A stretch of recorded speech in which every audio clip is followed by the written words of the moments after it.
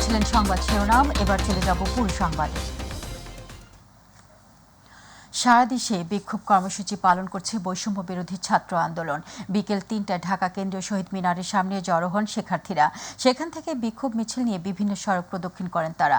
এই সময় ২৪ ঘন্টার মধ্যে বিশ্ববিদ্যালয়ের সব হল খুলে দেওয়ার আলটিমেটাম দেওয়া হয়। এছাড়া এক দফা দাবিতে রবিবার থেকে অসহযোগ আন্দোলনের ঘোষণা দেওয়া হয়। আরও জানাচ্ছেন এস.এম. আরিফ। ৯ দফা দাবিতে কেন্দ্রীয় শহীদ মিনারে বৈষম্য বিরোধী ছাত্র আন্দোলনের ডাকে বিক্ষোভ সমাবেশে যোগ দেন শিক্ষার্থী, অভিভাবক সহ বিভিন্ন শ্রেণী পেশার মানুষ। এ সময় স্লোগানে উত্তাল হয়ে ওঠে পুরো এলাকা। বিকেল ৩টার আগেই খণ্ড খণ্ড মিছিল নিয়ে শহীদ মিনারে আসতে শুরু করেন শিক্ষার্থীরা। আশেপাশের এলাকা হয়ে ওঠে লোকে লোকারণ্য। মানুষের ঢল পৌঁছায় দোল চত্বর এবং বুয়েটের সড়ক পর্যন্ত। এইভাবে আর মানুষকে দাবিয়ে রাখতে পারবেন না। আমাদেরকে শিখিয়েছেন কিভাবে প্রতিবাদ করতে হয়। শত শত ছাত্র হত্যার বিচার চেয়েছিলাম, আমরা আর কিছু চাই নাই। বিক্ষোভ সমাবেশ থেকে নতুন কর্মসূচি ঘোষণা করেন বৈষম্য বিরোধী ছাত্র আন্দোলনের সমন্বয়করা। আগামীকাল কোন কর্মসূচি আছে? কর্মসূচি দফা এক দাবি। আমরা ২৪ ঘন্টার আলটিমেটাম দিচ্ছি। সকল পাবলিক বিশ্ববিদ্যালয় গুলার হলগুলা খুলে দিতে হবে। এছাড়াও সায়েন্স ল্যাব, রামপুরা, গুলশান, মিরপুর ও উত্তরা সহ বিভিন্ন সড়কে বিক্ষোভ কর্মসূচি পালন করে শিক্ষার্থীরা। এস.এম. আরিফ, মাই টিভি, ঢাকা। কোটা আন্দোলনকারীদের সঙ্গে বসতে চান প্রধানমন্ত্রী শেখ হাসিনা। এই সময় সংঘাত নয়, শিক্ষার্থীদের প্রতি সংলাপের আহ্বান জানান তিনি। গণভবনে পেশাজীবী সমন্বয় পরিষদের কেন্দ্রীয় নেতৃবৃন্দের সাথে বৈঠকে তিনি এই আহ্বান জানান। তিনি বলেন, গণভবনের দরজা খোলা। একই সাথে সারা দেশে আটক সাধারণ শিক্ষার্থীদের মুক্ত করার নির্দেশও দেন তিনি। এছাড়া বিশ্ববিদ্যালয়, স্বায়ত্তশাসিত প্রতিষ্ঠান ও সরকারি প্রতিষ্ঠানে প্রস্তাবিত পেনশন ব্যবস্থা বাতিল ঘোষণা করেন সরকার প্রধান। বিস্তারিত সাইদুর রহমান আবিরের রিপোর্টে।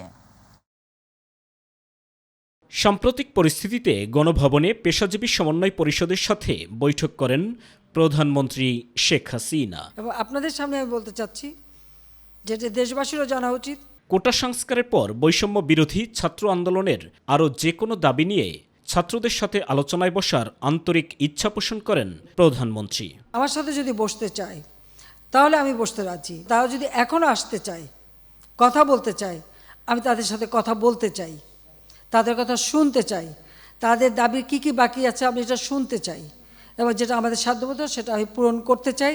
আমি এই সংঘাত চাই না। তাদের দাবি এ পর্যন্ত যা মেনে নিয়েছে, আরও কিছু আছে কিনা সেটা হয়তো শুনতে হবে। এবং আপনাদের সামনে আমি বলতে চাচ্ছি, যেটা দেশবাসীরও জানা উচিত, যে আমি কখনোই আমার দরজা বন্ধ করিনি। গণভবনের দরজা খোলা। যখনই এই আন্দোলনকারীরা কথা বলতে চায়, আলোচনা করে সমাধান করতে চায়, আমি তাদের সাথে নিজেই বসতে রাজি। আন্দোলনের মধ্যে হত্যাকাণ্ডে জড়িত সকলের বিচার নিশ্চিত করার কথা জানিয়ে সরকার প্রধান বলেন, অপরাধী যেই হোক বিচার থেকে রক্ষা পাবে না। বিচার বিভাগে যে তদন্ত কমিটি করেছিলাম, আমি কিন্তু কারোর দাবির অপেক্ষা রাখিনি। কারণ আমি চাই যারা এর সঙ্গে জড়িত, সে যেই হোক, সে পুলিশই হোক বা অন্য যে কেউ হোক,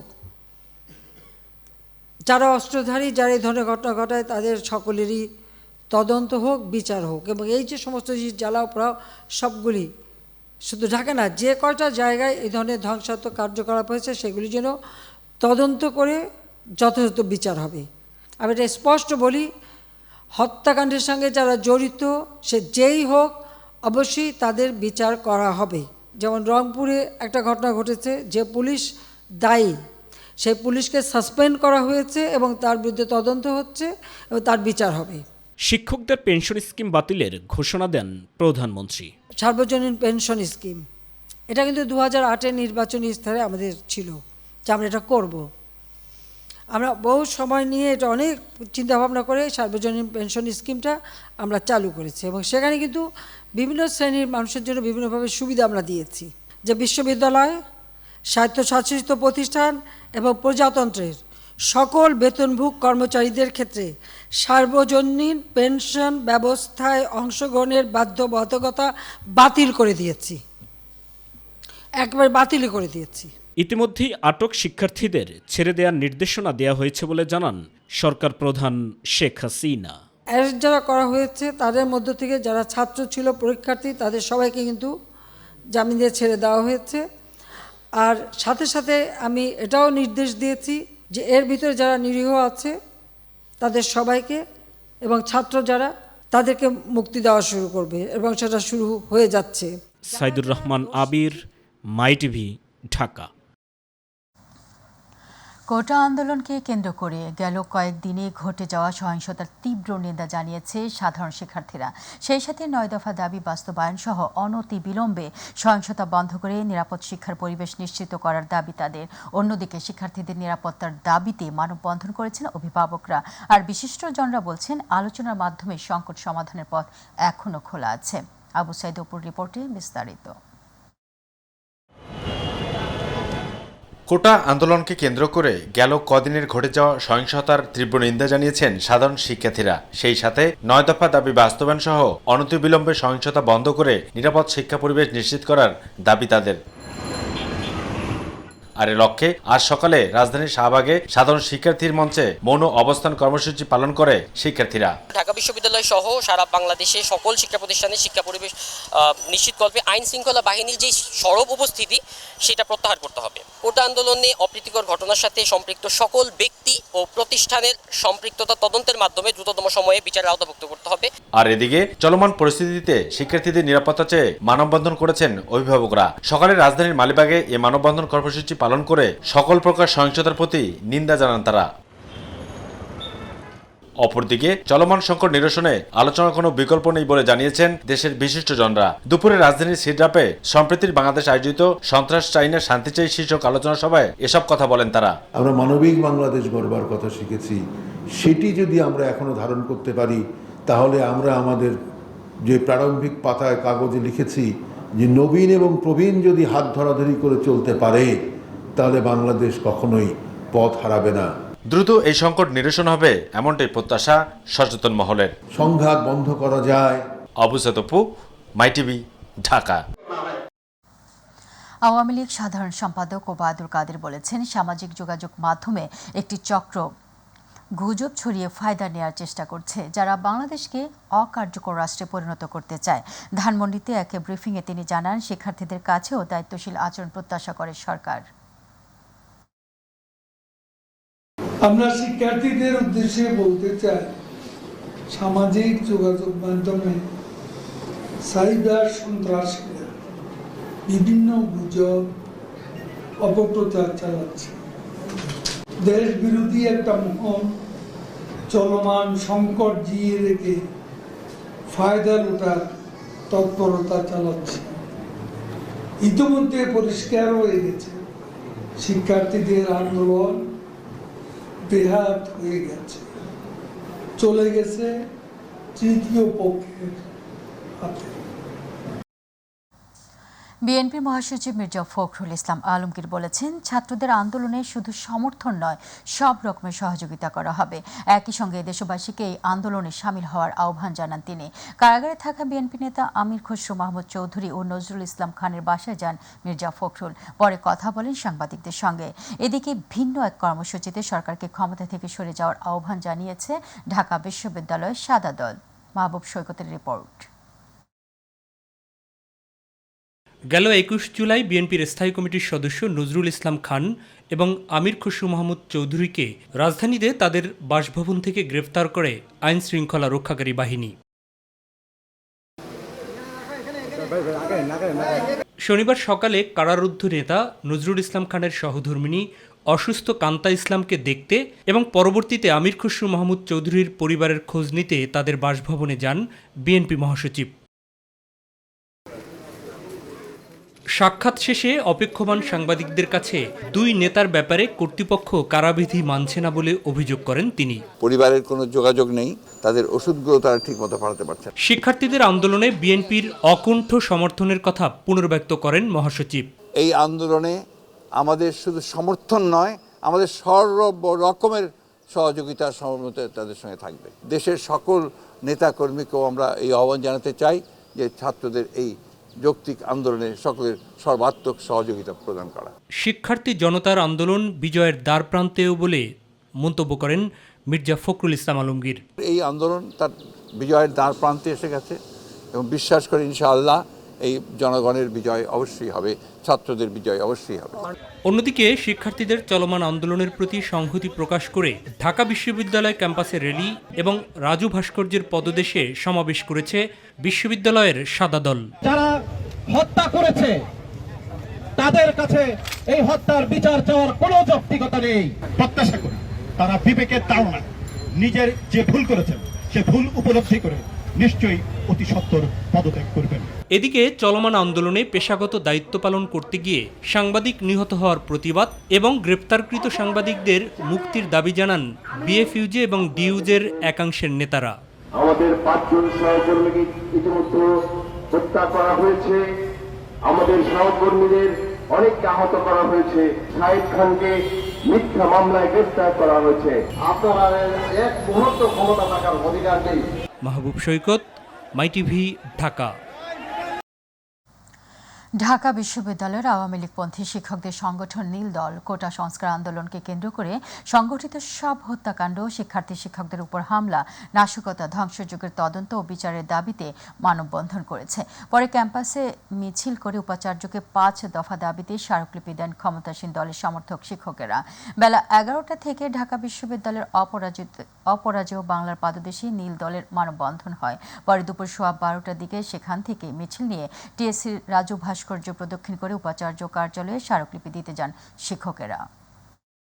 এটি প্রয়োজন বলে আমি মনে করি। একটি জাতীয় ঐক্যের এবং সেটির জন্য সংলাপের বিকল্প নেই। সুষ্ঠু বিচারের মাধ্যমে এবং জাতিসংঘ এখানে আসতে চাচ্ছে, জাতিসংঘ আসুক, নিরপেক্ষ তদন্ত করে এই সমস্যার সমাধান হওয়া উচিত। শিক্ষার্থীদের শান্তিপূর্ণ আন্দোলনে যারা নৈরাজ্য চালিয়েছে তাদের অনতিবিলম্বে কঠোর বিচারের আওতায় আনার দাবি জানিয়েছেন দেশের শিল্পীরা। রাজধানীর এফডিসিতে আন্দোলনকে কেন্দ্র করে দেশে ঘটে যাওয়া সহিংসতা, নিপীড়ন ও ধ্বংসযজ্ঞের বিচার চেয়ে মানববন্ধনের আয়োজন করে সম্মিলিত চলচ্চিত্র পরিষদ। এ সময় দেশের চলচ্চিত্র শিল্পীরা, ছাত্র, নিরীহ মানুষ, সাংবাদিক ও পুলিশ হত্যার নিন্দা ও রাষ্ট্রীয় সম্পদ বিনষ্টে দুর্বৃত্তদের শাস্তির দাবি করেন। আমিনা হিরার রিপোর্টে বিস্তারিত। কোটা আন্দোলনকে কেন্দ্র করে সারা দেশে ধ্বংসযজ্ঞ চালিয়ে রাষ্ট্রীয় ভবন, সাধারণ মানুষের সেবাদানকারী প্রতিষ্ঠান, গাড়ি, মেট্রো রেল সহ দেশের বড় বড় স্থাপনা ক্ষতিগ্রস্ত করে সন্ত্রাসীরা। দেশের এমন উদ্ভূত পরিস্থিতিতে মাঠে নামেন ছবি অঙ্কনের তারকারা। সকালে বাংলাদেশ চলচ্চিত্র উন্নয়ন কর্পোরেশনে মানববন্ধন করে সম্মিলিত চলচ্চিত্র পরিষদ। মানববন্ধনে নিহত সকলের আত্মার মাগফিরাত কামনা করে শিল্পীরা বলেন, কোমলমতি মেধাবী ছাত্রদের আন্দোলন ছিনতাই করে সহিংসতা করেছে তৃতীয় পক্ষ। আপনাদের আন্দোলনকে ছিনতাই করে যারা রাষ্ট্র ক্ষমতায় যেতে চায়, যারা বিদেশিদের মদত নিয়ে চক্রান্তকারীদের ইশারায় ক্ষমতায় যেতে চায়, বাংলাদেশকে পিছিয়ে দিতে চায়, বাংলাদেশে হত্যাযজ্ঞ করতে চায়, বাংলাদেশে ধ্বংস করতে চায়, সেই রাষ্ট্রদ্রোহীদের হাতের পুতুল আপনারা হবেন না। রাষ্ট্রদ্রোহী, দেশদ্রোহী চক্রটি আপনাদেরকে ঢাল হিসেবে ব্যবহার করে বাংলাদেশকে যারা পুড়িয়ে দিতে চায়, ওই বিশ্বমোড়লদের ইচ্ছা পূরণ করতে চায়।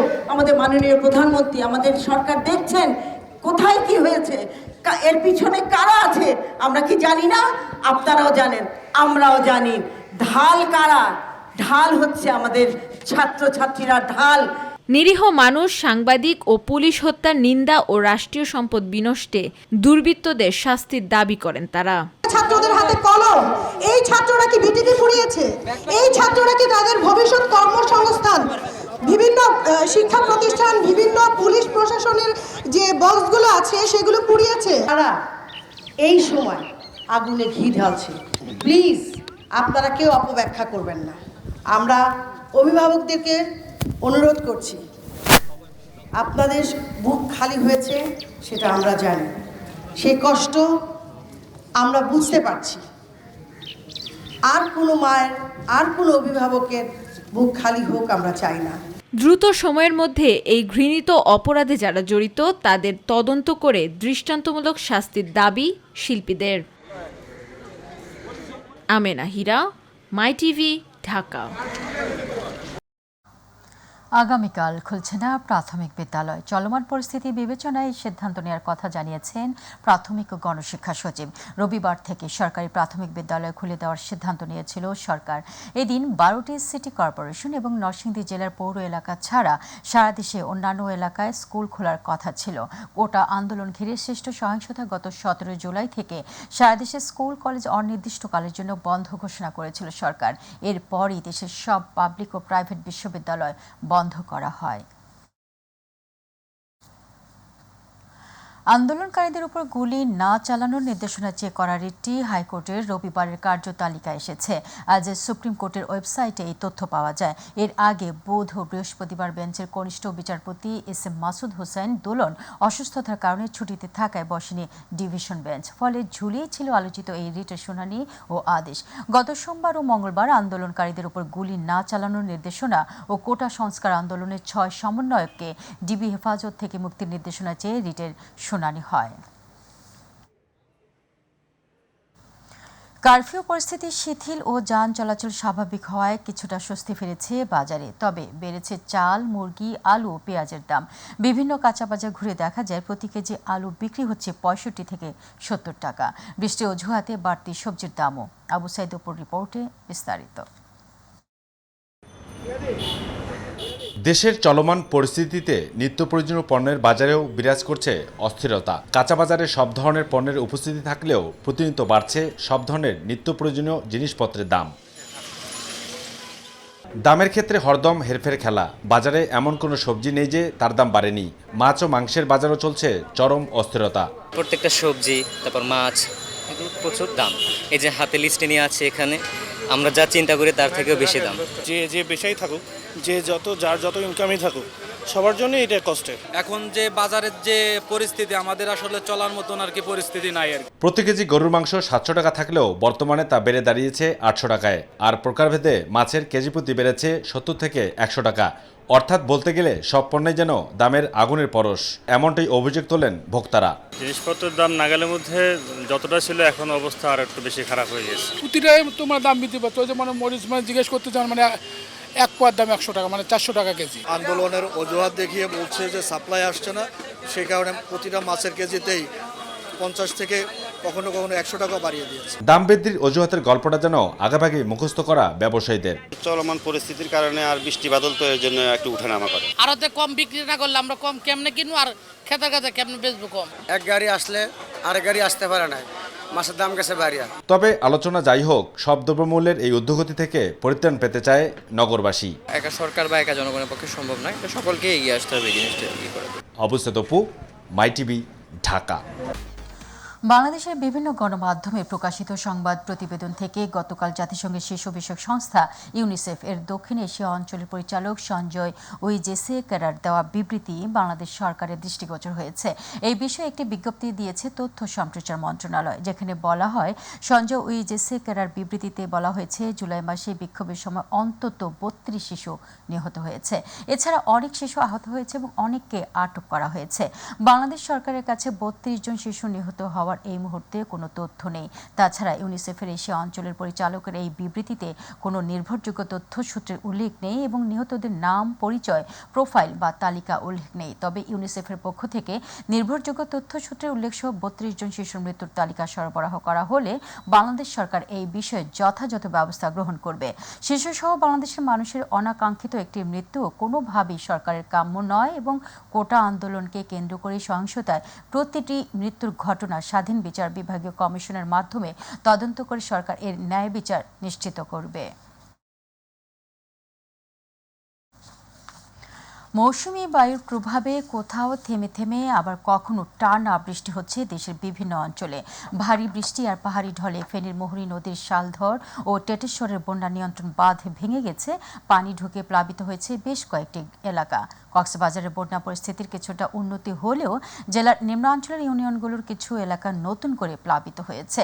বৃষ্টিপাত আরও 1 সপ্তাহ অব্যাহত থাকতে পারে বলে জানিয়েছে আবহাওয়া অধিদপ্তর। আতিকুর রহমান তিতাসের রিপোর্টে বিস্তারিত। মৌসুমি বায়ুর প্রভাবে কোথাও থেমে থেমে আবার কখনো টানা বৃষ্টি হচ্ছে দেশের বিভিন্ন অঞ্চলে। এতে কোথাও কোথাও দেখা দিয়েছে জলাবদ্ধতা, বিপাকে পড়েছেন সেসব জায়গার স্থানীয় লোকজন। ভারী বৃষ্টি ও পাহাড়ি ঢলে ফেনীর মুহুরী নদীর পানি ফুলগাজী পয়েন্টে বিপদসীমার 156 সেন্টিমিটার ও পরশুরাম পয়েন্টে 160 সেন্টিমিটার উপর দিয়ে প্রবাহিত হচ্ছে। নদীবাঁধের 10টি স্থানে ভাঙনে ফুলগাজী ও পরশুরামের 32টি গ্রাম প্লাবিত হয়েছে। পানিবন্দী 5000-এর বেশি মানুষ। বানের জলে প্লাবিত হয়েছে পাশের উপজেলা ছাগলনাইয়ার নিম্নাঞ্চলও। চলতি বছরে দ্বিতীয় দফার এই বন্যায় ঘরবসতি, রাস্তাঘাট, পুকুর, জলাশয় এবং আমনের আবাদ ডুবে গেছে। কয়েক কোটি টাকার ক্ষতির আশঙ্কা করছেন স্থানীয়রা। গত মাসের বন্যায় 4 কোটি টাকার বেশি ক্ষতি হয়েছে এই অঞ্চলে। বাগেরহাট, সাতক্ষীরা সহ উপকূলীয় জেলাগুলোতে থেমে থেমে বৃষ্টি হচ্ছে। এতে প্লাবিত হয়েছে নিচু এলাকার বেশ কিছু বসতবাড়ি। এছাড়া রাস্তাঘাটে পানি জমে যান চলাচলও ব্যাহত হচ্ছে।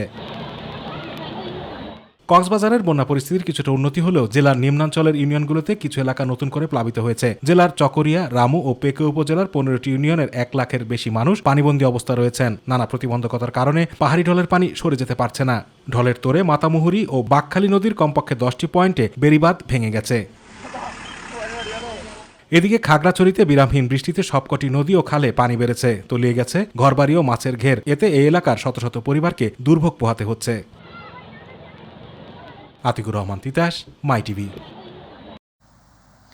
নোয়াখালীর বেগমগঞ্জে বেপরোয়া গতির বাস চাপায় সিএনজি আরোহী মা ছেলে সহ 3 জনের মৃত্যু হয়েছে।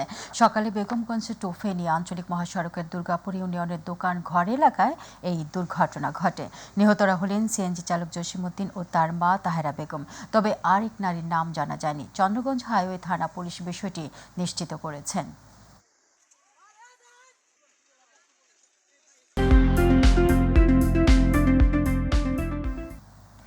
কুয়ালালামপুরস্থ বাংলাদেশ হাই কমিশনের উদ্যোগে প্রথমবারের মতো মালয়েশিয়া আন্তর্জাতিক ইসলামিক ট্রেড অ্যান্ড ট্যুরিজম এক্সপোতে অংশগ্রহণ করছে বাংলাদেশ।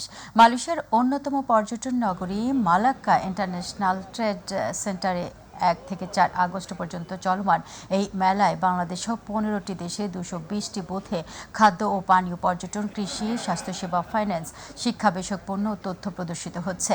মালয়েশিয়ার ইসলামিক কোম্পানি GIBS হোল্ডিং এই মেলা আয়োজন করে। বাংলাদেশ হাই কমিশনের তত্ত্বাবধানে এই মেলায় দেশীয় একটি কোম্পানি তাদের পণ্য সামগ্রী প্রদর্শন করছে।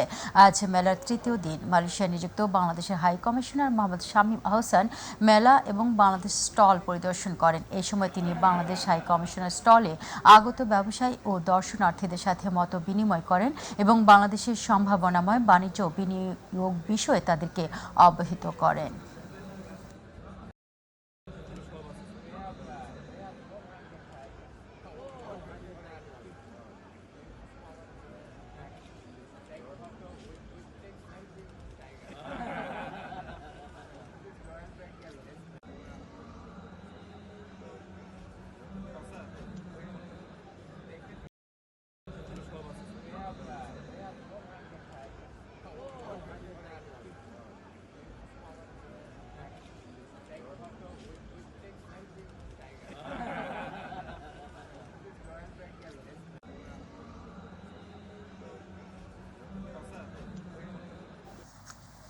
সম্প্রতি বাংলাদেশে কোটা আন্দোলনে নিহত আবু সাইদ ও মীর মাহফুজুর রহমান মুগ্ধ এর স্মরণে আলোচনা এবং শোক সভা করেছে সম্মিলিত মালয়েশিয়া প্রবাসী বাংলাদেশিরা। রাজধানী কুয়ালালামপুরে এই আলোচনা ও শোক সভা অনুষ্ঠিত হয়। সভায় মোহাম্মদ মতিন মিয়ার সভাপতিত্বে অনুষ্ঠানে সঞ্চালনা করেন মোহাম্মদ কালাম মিয়া। অনুষ্ঠানের শুরুতে পবিত্র কোরআন থেকে তেলাওয়াত করেন মোহাম্মদ আবু বকর। আলোচনা সভায় বক্তব্য রাখেন মোহাম্মদ মহিউদ্দিন, মোহাম্মদ সেলিম মিয়া, মোহাম্মদ রাসেল মিয়া, মোহাম্মদ মুক্তার মিয়া। এই সময় উপস্থিত ছিলেন মোহাম্মদ সোহেল রানা, মোহাম্মদ শিপন, মোহাম্মদ আরিফুল ইসলাম, মোহাম্মদ স্বপন মিয়া সহ। দর্শক, সংবাদের শেষ প্রান্তে আমরা যাবার আগে সংবাদ শিরোনামগুলো জানিয়ে দিচ্ছি আরও একবার। 24 ঘন্টার মধ্যে বিশ্ববিদ্যালয়ের সব হল খুলে দেওয়ার আলটিমেটাম। বৈষম্য বিরোধী ছাত্র আন্দোলনের 1 দফা দাবিতে রবিবার থেকে অসহযোগ আন্দোলন ঘোষণা। কোটা আন্দোলনকারীদের সঙ্গে বসতে চান প্রধানমন্ত্রী, সংলাপের আহ্বান। বিশ্ববিদ্যালয়ে স্বায়ত্তশাসিত সরকারি প্রতিষ্ঠানের প্রস্তাবিত পেশি বাতিল ঘোষণা।